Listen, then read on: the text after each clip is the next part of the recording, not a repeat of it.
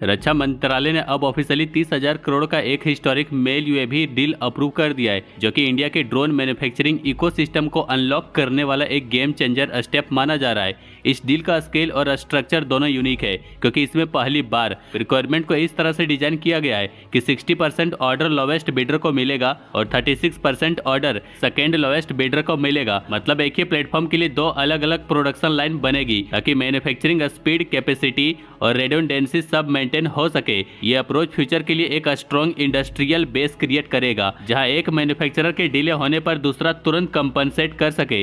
इस डील के तहत 87 medium altitude long endurance drone बनेंगे, जो रिकॉनेसेंस, सर्विलियंस, इलेक्ट्रॉनिक वॉरफेयर और प्रिसीजन स्ट्राइक मिशन में काम आएगा। सबसे बड़ी बात, इसका air frame, engine, avionics, payload और कम्युनिकेशन सिस्टम सब कुछ भारत में बनेगा। इस अप्रूवल के पीछे का बैकग्राउंड भी काफी इंटरेस्टिंग है। पहले जुलाई 2025 में प्लान था कि 20,000 करोड़ के बजट में 87 ड्रोन प्रोक्योर किए जाएंगे, लेकिन बाद में स्कोप और कैपेबिलिटी रिक्वायरमेंट को देखते हुए बजट को 30,000 करोड़ तक एक्सपेंड कर दिया गया। ये डिसीजन उस समय आया जब डिफेंस एक्वाजिशन काउंसिल ने 67,000 करोड़ के टोटल प्रोक्योरमेंट प्रोजेक्ट अप्रूव किए, जिसमें मेल ड्रोन के साथ ब्रह्मोस सुपरसोनिक क्रूज मिसाइल और हाईटेक रेडार भी शामिल है। रक्षा मंत्रालय का क्लियर विजन है कि इंडिया को सिर्फ यूजर नहीं बल्कि प्रोड्यूसर और एक्सपोर्टर बनाया जाए। इसी वजह से इस टेंडर में फॉरेन ओईएम का डायरेक्ट पार्टिसिपेशन अलाउ नहीं होगा, बल्कि वो सिर्फ इंडियन कंपनी के साथ टेक्नोलॉजी पार्टनर बन के आएंगे। इससे डोमेस्टिक इंडस्ट्री को डायरेक्ट टेक्नोलॉजी इन्फ्यूजन का फायदा मिलेगा।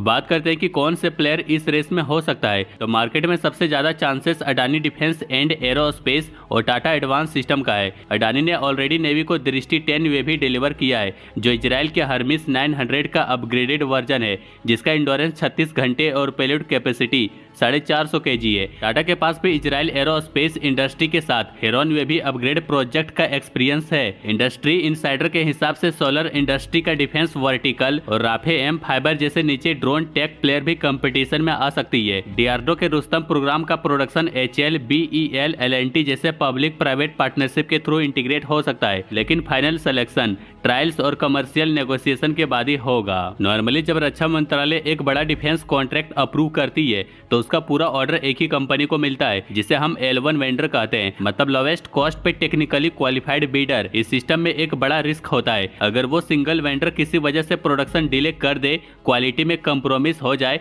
या किसी इंटरनल प्रॉब्लम का सामना करे, तो पूरे प्रोजेक्ट का टाइमलाइन डिसरप्ट हो सकता है। और इसका रिजल्ट ये होता है कि आर्म फोर्सेस को टाइम पर इक्विपमेंट नहीं मिल पाता है। अब ये जो नया स्प्लिट ऑर्डर मॉडल इंट्रोड्यूस किया गया है, उसमें गवर्नमेंट डिसाइड कर रही है कि ऑर्डर को दो पार्ट में बनाया जाए, जिसमें 64% L1 को और 36% L2 को दोनों पैरेलल प्रोडक्शन लाइन चलेगी। फायदा यह होगा कि अगर एक वेंडर लेट हो गया तो दूसरा वेंडर अपना आउटपुट रैंप अप करके डिफिसिट को कवर कर सके। दूसरा मेजर एडवांटेज है कंपटीशन का सस्टेन रहना। जब एक ही वेंडर के पास मोनोपोली होती है तो ओवर टाइम उसके लिए कॉस्ट इफिशिएंसी और क्वालिटी मेंटेन करना ऑप्शनल बन जाता है, क्योंकि उसको पता होता है कि उसका कोई डायरेक्ट कंपटीटर उसी प्रोजेक्ट में नहीं है। लेकिन यहाँ दोनों वेंडर एक ही प्रोडक्ट बना रहे हैं, एक ही स्पेसिफिकेशन के अंडर, एक ही कस्टमर के लिए। इसका मतलब है कि हर स्टेज पे एक हेल्दी कम्पिटिटिव प्रेशर रहेगा। कौन सस्ता बनाता है, कौन फास्ट डिलीवर करता है और किसका क्वालिटी बेस्ट है। तीसरा एंगल है कैपेसिटी बिल्डिंग। दो मैन्युफैक्चरिंग हब का मतलब है दो जगह पे ट्रेंड वर्कफोर्स, स्पेशलाइज्ड इंफ्रास्ट्रक्चर और सप्लाई चेन नेटवर्क डेवलप होगा। अगर फ्यूचर में इंडिया को एक्सपोर्ट ऑर्डर मिलता है तो एक वेंडर हमारी सेना के लिए प्रोड्यूस करेगा और दूसरा वेंडर एक्सपोर्ट करने के लिए। अब बात करते हैं एक्सपोर्ट पोटेंशियल की। मेल यूएवी की डिमांड अभी ग्लोबल लेवल पे बूम फेज में है, खासकर मिडिल ईस्ट, अफ्रीका और साउथ ईस्ट एशिया में।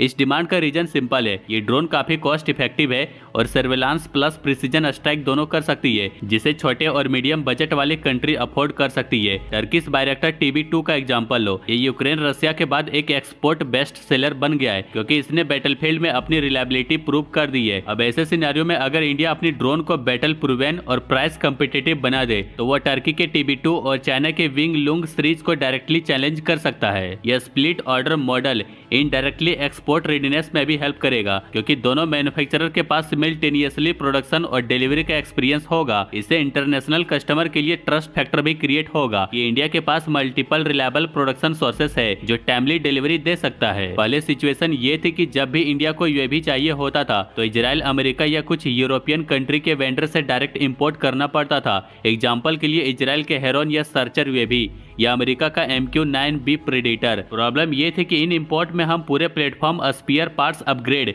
सबके लिए फॉरेन सप्लायर पर डिपेंड होते थे। अगर जियोपॉलिटिक्स में कुछ बदला, सैंक्शन लग गया या वेंडर ने अपने नेशनल इंटरेस्ट के हिसाब से सप्लाई रोका तो हमारे ऑपरेशन पे डायरेक्ट इम्पैक्ट पड़ता था। अब जब ये 30,000 करोड़ का MALE UAV project indigenous manufacturing के साथ इंप्लीमेंट होगा तो इंडिया के पास अपने airframe, propulsion system, avionics, sensor और कम्युनिकेशन सूट बनाने का फुल कैपेसिटी होगा। मतलब पूरा सप्लाई चेन हमारे कंट्रोल में आएगा। ये काफी बड़ा स्ट्रेटेजिक इंश्योरेंस है, क्योंकि किसी भी क्राइसिस सिचुएशन में, चाहे वो चाइना के साथ एलएसी टेंशन हो, पाकिस्तान के साथ एलओसी फायर अप हो या कोई मेरीटाइम स्टैंड ऑफ, हमें किसी भी फॉरेन कंट्री से अप्रूवल का वेट नहीं करना पड़ेगा। दूसरा, इस मॉडल का एक बाय प्रोडक्ट होगा डोमेस्टिक टैलेंट का डेवलपमेंट। जब दो बड़े मैन्युफैक्चरिंग हब बनेंगे तो हर जगह specialised engineers, technician, composite material expert, avionics designer और टेस्ट पायलट की डिमांड होगी। ये ट्रेंड वर्कफोर्स फ्यूचर प्रोजेक्ट के लिए भी काम आएगी, चाहे वो फाइटर जेट हो, लोटरिंग मुनेशन हो या स्पेस बेस्ड सर्विलियंस सिस्टम। फिर आता है आर&डी इकोसिस्टम का बूस्ट। जब लोकल फर्म्स को प्रोपल्सन सिस्टम, सेटकॉम लिंक्स,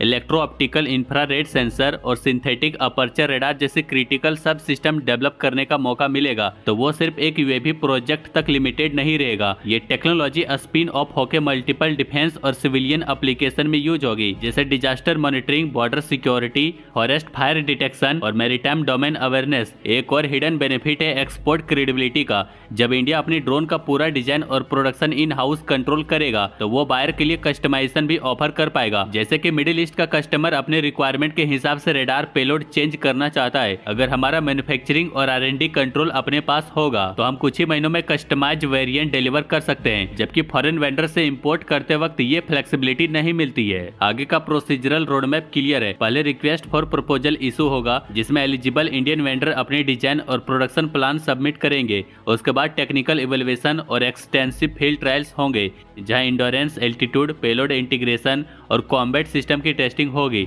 फिर कमर्शियल नेगोशिएशन होगा, जिसमें L1 और L2 बिडर्स डिसाइड होंगे। L1 को 64% और L2 को 36% एलोकेट किया जाएगा। ये प्रोसेस 2025 के एंड तक कंप्लीट हो सकता है और अगर सब कुछ शेड्यूल पर रहा तो 2026 के मिड तक इनिशियल डिलीवरी शुरू हो जाएगी। इस डील का इम्पैक्ट सिर्फ डिफेंस रेडीनेस तक लिमिटेड नहीं रहेगा, बल्कि जियोपॉलिटिकल लेवल पर भी इंडिया के पोजीशन को स्ट्रेंथ करेगा। आज के टाइम में ड्रोन वॉरफेयर का रोल यूक्रेन रशिया वॉर और अर्मेनिया अजरबैजान कॉन्फ्लिक्ट में सबने देखा है। मेल ड्रोन से इंडिया अपने बॉर्डर सर्वेलांस, मैरीटाइम पेट्रोल और काउंटर टेररिज्म ऑपरेशन में real time precise strike capability ला सकता है। ये चाइना पाकिस्तान के नेक्सस के खिलाफ भी एक स्ट्रॉन्ग डिटरेंस बनेगा, क्योंकि ये ड्रोन एलएससी और एलओसी दोनों पर काम आएगा। इंडियन ओशियन रीजन में नेवी के पास ये drones long range anti submarine warfare और शिप ट्रैकिंग में भी हेल्प करेगा। अगर इस प्रोजेक्ट को तुरंत एग्जीक्यूट किया गया तो ये इंडिया के लिए एक एक्सपोर्ट ओरिएंटेड ड्रोन इंडस्ट्री का फाउंडेशन बन जाएगा।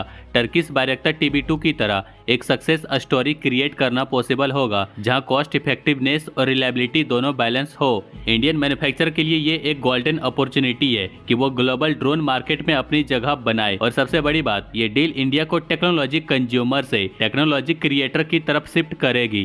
तो आज की इस वीडियो को बस यहीं तक रखते हैं। बाकी लाइक, शेयर, सब्सक्राइब जरूर